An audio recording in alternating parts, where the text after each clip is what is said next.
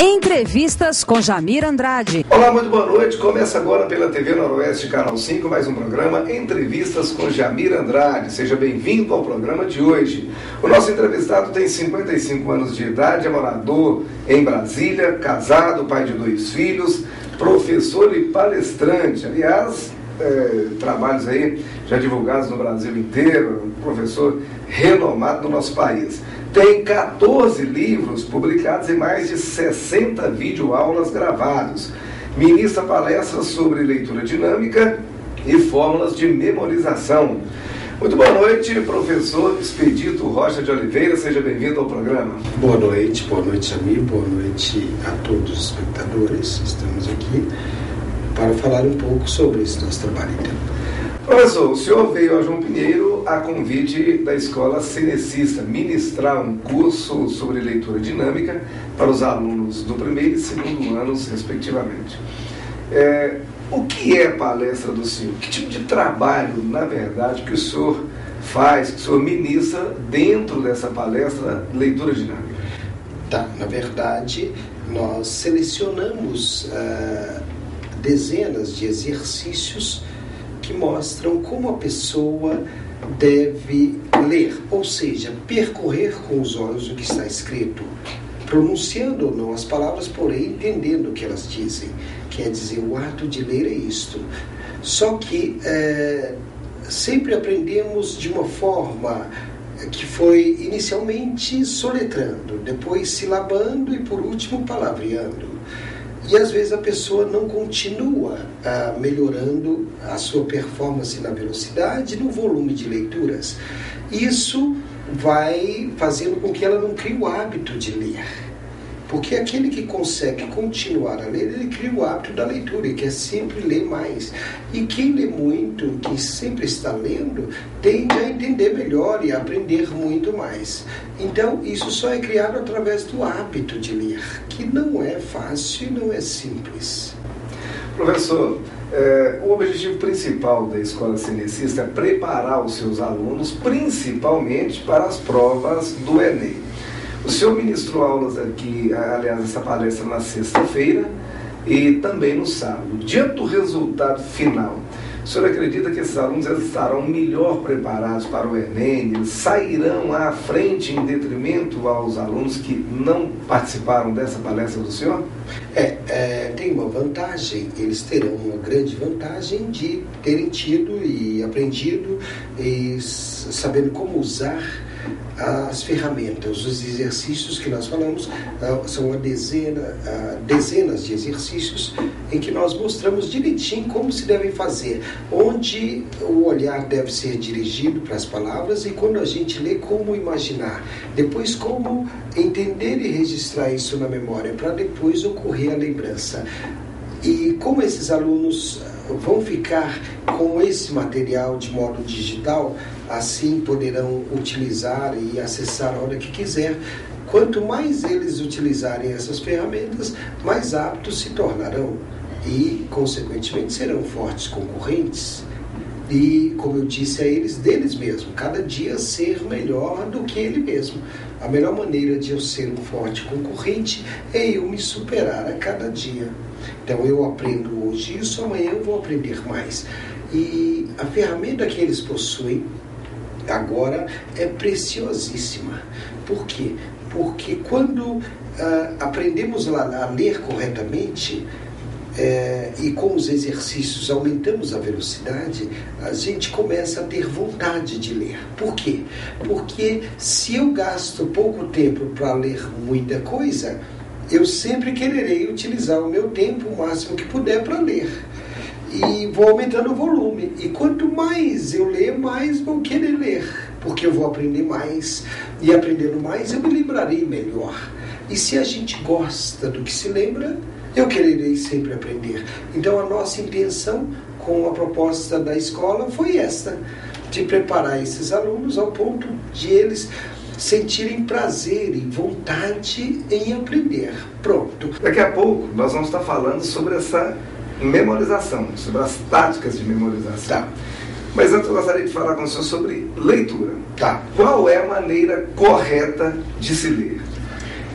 Primeiro que tem os exercícios que começam, eles iniciam mostrando, por exemplo, na palavra, se eu leio a palavra uma casa, observe que eu tenho duas palavras. Então eu devo olhar no uma, na letra M, porque são 3 letras. Então eu olho no M, no centro do M, e percebo o U e o A. Então eu tenho uma casa. Eu tenho uma. Depois em casa eu olho no meio. Então ficam duas letras à esquerda e 2 à direita. Então meu olhar está centralizado ali. Olhando naquele ponto eu tenho a percepção das 4 letras. Então, uma casa. Se eu juntar o artigo com o substantivo uma casa, que no total dão aí 7 letras, e que na leitura normal seria usar 7 pontos, um ponto para cada letra, eu vou usar só 2 pontos aí, no artigo, no M, e depois entre as 4 letras da palavra casa. Então, em vez de 7, eu já teria 2 pontos. Com o treinamento, eu aprendo a olhar entre uma e casa. Então, com um ponto só, eu vou ler a frase. E isso é a leitura dinâmica que ensina a parte mecânica. Como você ampliar a visão periférica. Você, com um ponto, percebe que está à volta. E com o treinamento, você olha uma frase e você já lê o sentido dela, a ideia. Porque o segredo está em como ler o significado e não somente o significado. Isso quer dizer que através de uma letra que está na palavra, é possível já se identificar aquela palavra? É a letra central. Por exemplo, no nome Jamir. Eu olho aqui para o M, mais ou menos aqui, e percebo. Eu não preciso olhar todas as letras, eu olho aqui o M. Ou aqui num ponto aqui. E já identifico essas letras do seu nome. Então eu não preciso Jamir. Não, é só aqui. E assim, com Jamir Andrade. Eu tenho 3 pontos em vez de ter todos. Já o Andrade, o senhor pegaria o quê? O R, por exemplo? Sim, não, aqui, mais ou menos. Sempre olhando no meio. Esse é um dos treinamentos. E essa é uma técnica para se ler rápido ou para memorização? Não, essa é para se ler rápido, para melhorar a velocidade. E você buscar o significado também das palavras. Depois vem a parte da memória em si. Agora, quando o senhor fala da leitura rápida, eu imaginava totalmente o contrário, principalmente da questão da memorização. Eu imaginava o quê? Que você teria que interpretar o texto, que você teria que ler interpretando ali palavra por palavra, às vezes repetir a leitura do mesmo texto, ler 2, 3 vezes. Então, esse processo é errado, esse caminho é errado. Deixa eu explicar melhor, você vai entender. Vamos pegar o exemplo de um parágrafo. Aí, por exemplo, eu vou passando o olhar e leio todas as palavras, rápido. E terminei. E eu me lembro alguma coisa, ou lembro mais ou menos o sentido. Aí alguém poderia me dizer, você leu rápido e não se lembra de todas as palavras. Tudo bem, mas eu me lembro mais ou menos da ideia. E tem a pessoa que lê palavra por palavra, devagar, analisando, e ela até fica voltando e chegou ao fim do parágrafo. Só que ela gastou mais tempo do que eu, não foi? Tá. E veja que ela também viu e reviu e pronunciou todas as palavras e até voltou. E chegou no fim do parágrafo, ela também não consegue dizer tão bem, ou melhor do que eu a ideia. E ela não perdeu nenhuma. Então, na verdade, num parágrafo, num contexto, a ideia está no conjunto das palavras e não nos seus elementos. Veja, eu consigo dar uma ideia mais ou menos, e a pessoa, por ter se fixado nas palavras, ela vai se lembrando e quereria se lembrar de todas as palavras ali, ela se perde nos detalhes. E esse perder nos detalhes não faz com que você chegue à ideia. Esse aqui é o grande segredo. O senhor defende, então, uma ideia assim, de análise de conhecimento geral do texto? Primeiro geral. Então, por exemplo, se eu leio rápido, mas não quer dizer que eu leio só uma vez. Eu posso ler várias vezes o mesmo parágrafo, concorda? O que eu não volto é dentro do parágrafo. Eu não volto nas palavras, porque eu leio, eu quero o conjunto. O que está querendo dizer mais ou menos? Então eu cheguei aqui ao fim do parágrafo. Deixa eu ler de novo. Então está querendo dizer mais ou menos... sim, agora... ok, eu sempre leio rápido. Só que eu leio várias vezes, posso ler 2, 3, 4, 5 vezes. O senhor acredita que essa leitura, após a prática da pessoa, o conhecimento dessas técnicas, a leitura rápida, ela influencia para que a pessoa tome gosto pela leitura? Quem nos ouve, quem nos assiste, poderá ter a seguinte experiência, eu não sei se você já teve. Não sei se é do seu tempo, aqueles bolsa-livros, você já viu? Uns livrinhos pequenos de faroeste. Sim. Então, na década de 60, de 70, que tinha muito. Então, eu conheci mas muitas pessoas, já tive alunos, quantos? Eu tinha um irmão que chegou a falecer por um problema de acidente, mas esse meu irmão, ele lia aqueles bolsa-livros. Ele sempre lia, todos os dias. Tinha dia que ele lia 10, 20, 30. Livros que se transformaram em filmes. E esse meu irmão fez até a 4ª série. Mas ele lia com velocidade extraordinária. E ele simplesmente aprendeu isso do quê? Com a prática lendo. Eu lembro que no início ele gastava muito tempo para ler um livrinho, eu estava lendo. Depois de vários anos, eu lembro que ele pegava de 10, 20 e lia rápido a história. Sozinho, só com a prática. É a prática que nos leva à perfeição. O senhor, quando se refere à prática, o senhor acredita que aquelas pessoas que não tiveram a oportunidade de acompanhar uma palestra do senhor, e que talvez não vão ter futuramente, o senhor acredita que a leitura diária, a leitura ali costumeira, ela influencia para que a pessoa chegue a esse ponto da leitura rápida? Não, aí mesmo sem esse conhecimento das técnicas? Tem, mas tem que ter uma diversidade também, ou então em volume. Você ou trabalha na diversidade ou no volume. O que é o volume? É estar lendo mesmo. Quanto mais você lê, mais você vai aumentar a velocidade. É igual dirigir um veículo. Tem pessoas que tiram a carteira e às vezes anda só de casa até ali, passa tempo, não vai para outros lugares. Ela vai ter dificuldade um dia, não vai? Mesmo o dia que ela pegar um trânsito ou conforme for, por causa da prática. É a prática que nos leva à perfeição. A agilidade, a rapidez em fazer algo vem do domínio reiterado de atos que fazemos comumente. A minha mãe, por exemplo, ela estudou até o 3º ano do ensino fundamental, aquela fundamental de antigamente. E ela tinha 3ª série primária. E exatamente, ela tinha uma facilidade enorme de leitura, ela lia muito bem, rápido e tudo, com pontuação correta. Mas ela sempre leu. Ela gostava de ler? Lia, não assim, dessa maneira costumeira, mas fazia questão de ler. Morava sempre na zona rural, tinha suas dificuldades, suas limitações. Mas ela pegava um livro, ela lia a história, para ver? Não, tudo ou não? No dia a dia foi aprendendo, e aí começou a ensinar os filhos também. Pois é o seguinte, quem ensina aprende 2 vezes, e depois 3 vezes e 4 vezes, não é?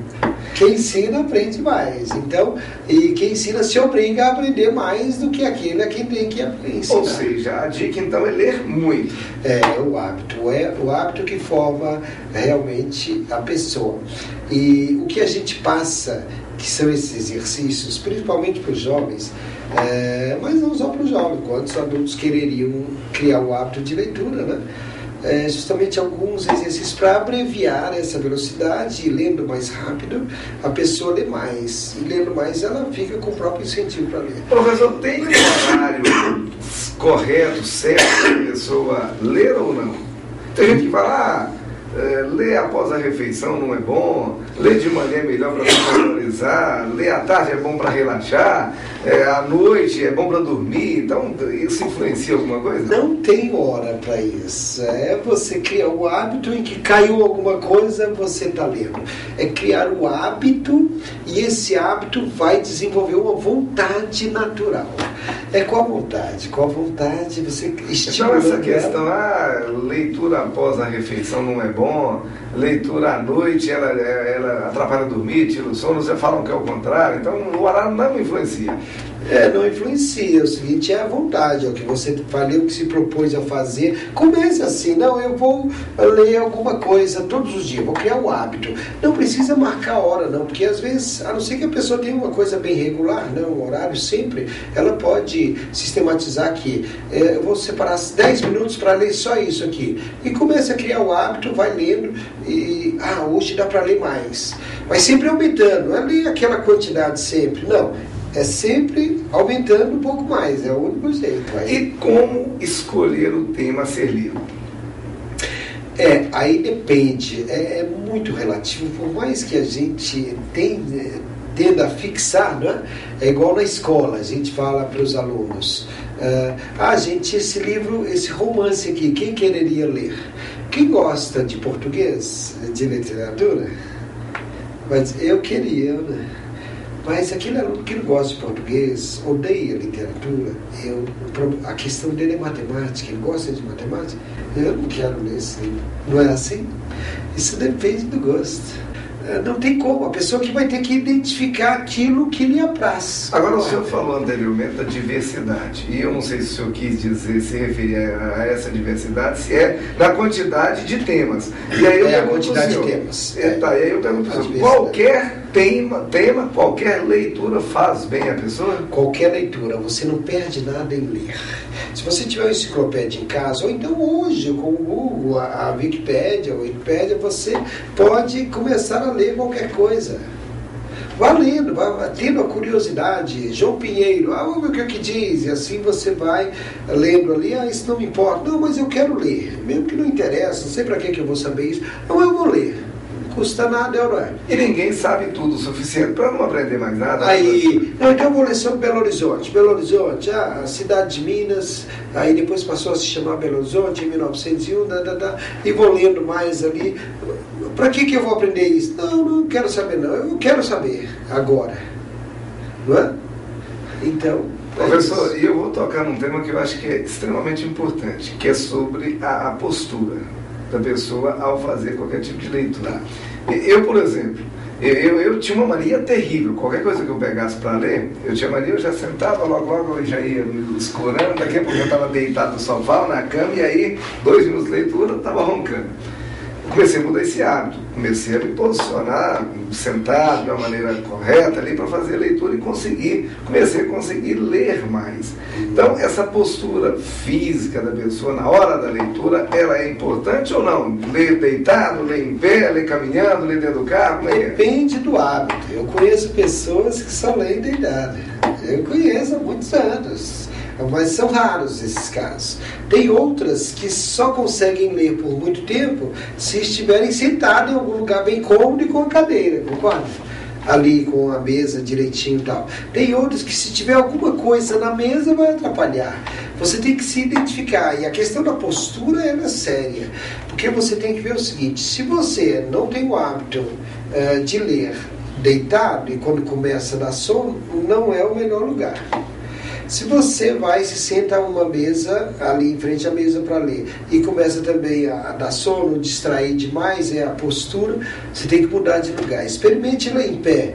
Em pé não tem disposição, só dá para ler um pouquinho, mas pelo menos em pé foi mais interessante, eu me concentrei mais. Suponhamos, aí você vai desenvolvendo aquilo, ou então você se senta numa cadeira confortável e começa a ler um livro, um assunto.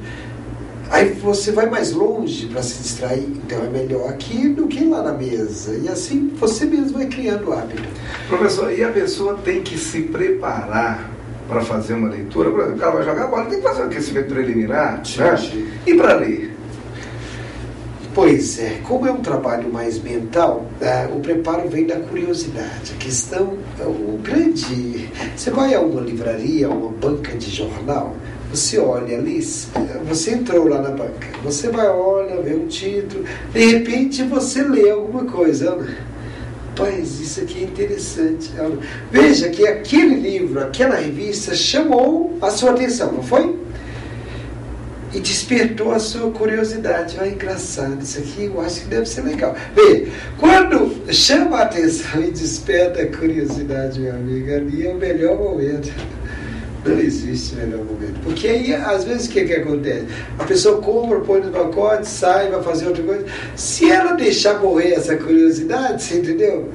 Aí vai ser mais um livro comprado. Se ela começar a ler logo, ela já vai alimentando essa curiosidade. Tá, mas além dessa vontade que a pessoa tem que ter, do despertar da curiosidade, quando eu falo desse preparo, é o seguinte, aí até voltando por aqui que eu falei, eu não vou me alimentar agora porque eu não vou ter uma boa leitura depois.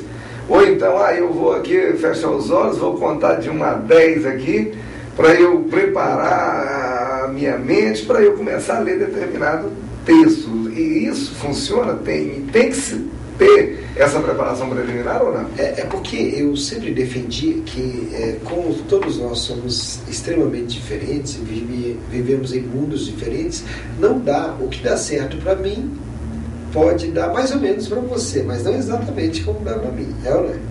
Então você pode fazer ou criar um hábito semelhante ao que eu faço, mas não é igual. Concorda? Disposição e tudo. Então eu sempre aprendi para não taxar e estabelecer regras restritas. Não, você, para estudar, você tem que fazer isso, aquilo, antes tem que se sentar à mesa e tal. Eu aprendo muito lendo, andando, por exemplo. Eu adoro, num lugar, eu pegar um livro, eu leio do começo ao fim, no Parque da Cidade de Brasília, e um lugar que não tem problema, eu leio o livro todo, andando. Quer dizer, isso tem pessoas que não fariam isso, mas eu faço, por exemplo. Professor, principalmente como o senhor trabalha com leitura, e nós ficamos todos estarrecidos aí, quase 300 mil redações zeradas no último Enem. A que se deve isso? Falta de leitura? É falta de escrita. Há pessoas que, de pensar para escrever, ou seja, de pensar alguma coisa, a pessoa tem uma boa ideia e ela quer colocar no papel. Tem pessoas que, de pensar para pôr no papel, é como se fosse um pulo. Não, pronto, eu escrevi. E tem muitas que, de pensar para colocar no papel, é como se tivesse um abismo. Meu Deus do céu, é tão bonito aqui, mas eu não sei escrever isso aqui. Mas como é que você escreve sem pensar? Não tem jeito, o pensamento vem da leitura. Não, mas aí o hábito. É o hábito da escrita, não. É porque a pessoa vê que o que ela pensou, ela não consegue, usando as palavras da escrita, retratar mais ou menos aquilo que ela pensou. Por falta de hábito. A escrita é hábito. A escrita torna o cérebro exato. Veja, quem escreve bem, pensa bem. E quanto mais pensar, melhor vai escrever. Quanto melhor escrever, vai pensar melhor. Qual a melhor maneira? Por exemplo, os alunos têm aula de redação. O professor explica a redação, explica como que se monta, o aluno lê tudo ali. Mas são regras. Ele não criou o hábito de escrever. Eu posso dar aqui, para quem nos assiste, algumas técnicas. E a técnica mais valiosa foi a que eu aprendi com o padre quando eu estava no seminário. Ele dizia o seguinte: olha, você pega uma folha de papel em branco e coloca um título qualquer, árvore, e começa a escrever e encher ali tudo sobre árvore. Você vai escrevendo, vai jogando ali. Vou escrevendo de qualquer jeito, árvore, bonita e tal, e enche as duas partes, frente e verso, e guarda aquilo ali. Mais tarde ou amanhã, pegue outra folha de papel. Vou escrever sobre avião. E vai escrever. O que vier à cabeça, você vai escrever. Guarde. Depois da manhã, outro dia, mais outra folha de papel. Câmara. Vou escrever sobre câmara. E vou escrevendo. Aí o que ele dizia? Se você for corrigir, você verá que melhoraria muito. Você está errando na acentuação, pontuação, não separa os parágrafos, não é? Mas você vai escrever. Quando você escrever as 10 primeiras, você dá uma olhada na primeira, na segunda e depois na 10ª. Na 10ª, você vê que melhorou um pouquinho mais, você já não foi tão... Aí ele continue fazendo, aí você vai. Ele diz que quando você chegar a escrever 100, você olha a 10ª e olha a 100ª. Você já não erra a acentuação, você já lê os parágrafos, você já exprime as ideias e você já está lendo demais. Você já está gostando de ler. Por quê? Porque você só aprende escrevendo a escrever lendo. E quando você lê alguma coisa e você escreve, você presta mais atenção como que o autor escreve ali, como que ele pontua, como ele acentua. Então tem um caminho mais curto para escrever, escreva. Escreva todos os dias. O dia que você escrever 1000 redações, você que fez, analise a 1000.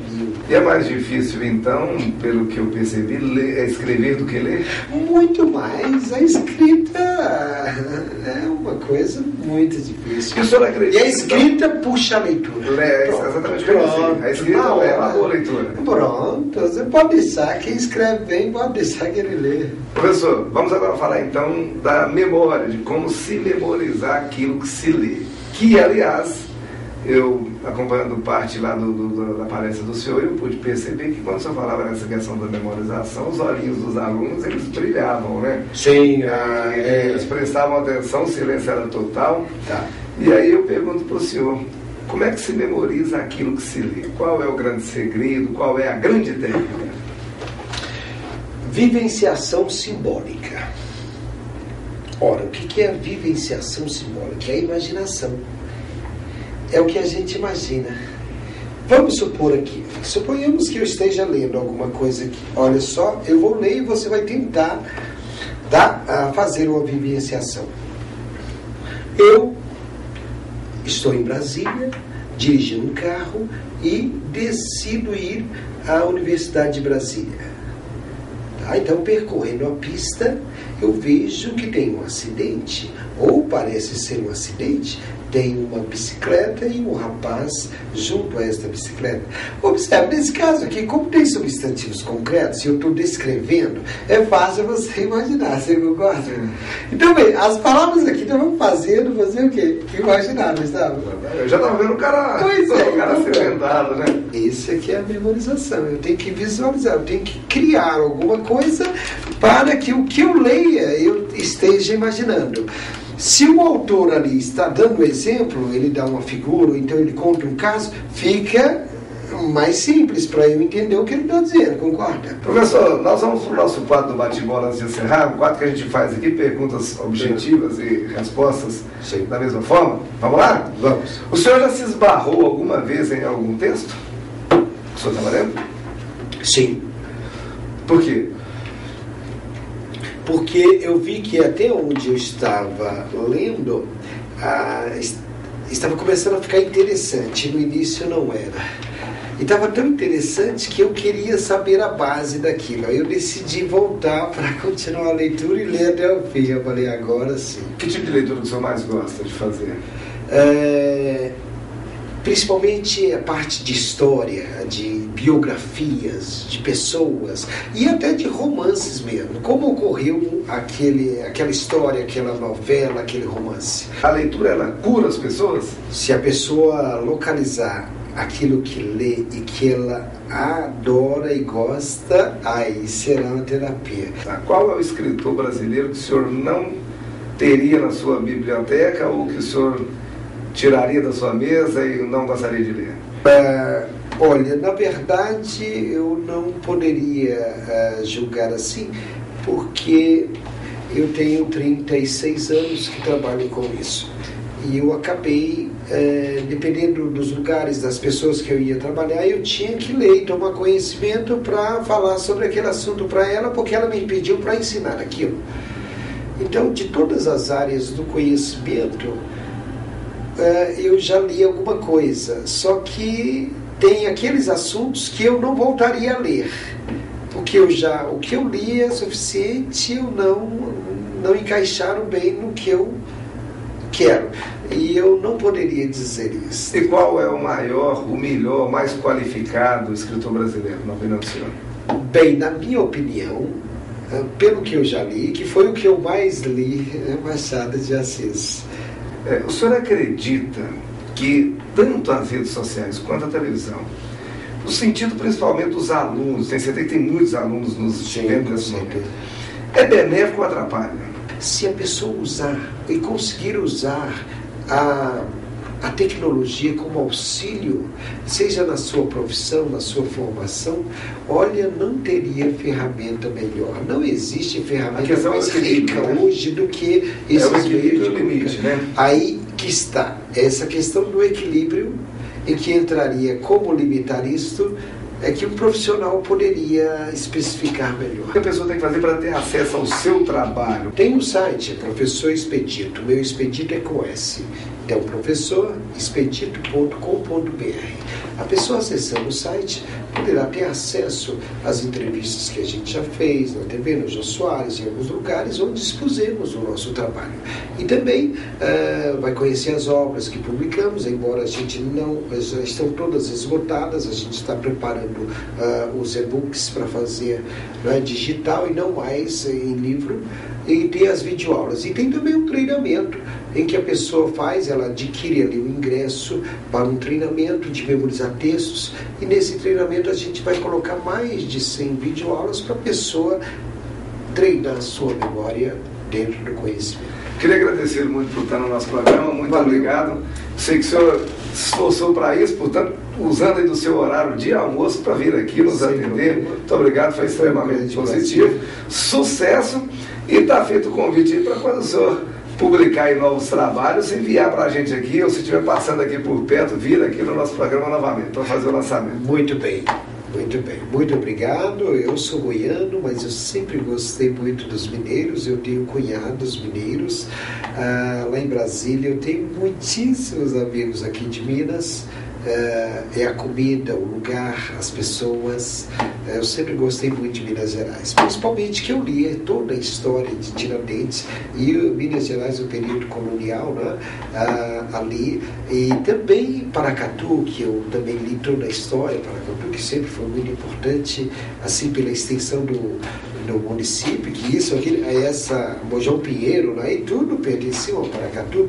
E eu lembro Paracatu porque em 75 eu tive a minha primeira namorada, e que ela era de Paracatu, chamava-se Leila, eu me lembro bem. Por isso que eu gosto muito de Minas, e eu torço para os dois times de Minas. Sua mulher? Cruzeiro e Atlético. Sua mulher de onde? Minha esposa é lá do Pernambuco. Quase, então o senhor se torna um mineiro, mesmo que fosse por acerto. Com certeza. Tá bom? E eu torço pro Cruzeiro e pro Atlético, no mesmo nível. Se jogar os dois, o melhor resultado seria o empate. Ok, você vai ser mais feliz torcendo pro Cruzeiro, tá bom? Tá bom, então. Nós vamos encerrando o programa de hoje, então, marcando um novo encontro para a próxima terça-feira, neste mesmo horário, aqui na TV Noroeste, com um novo entrevistado, com um novo tema. Um grande abraço a todos, fiquem com Deus.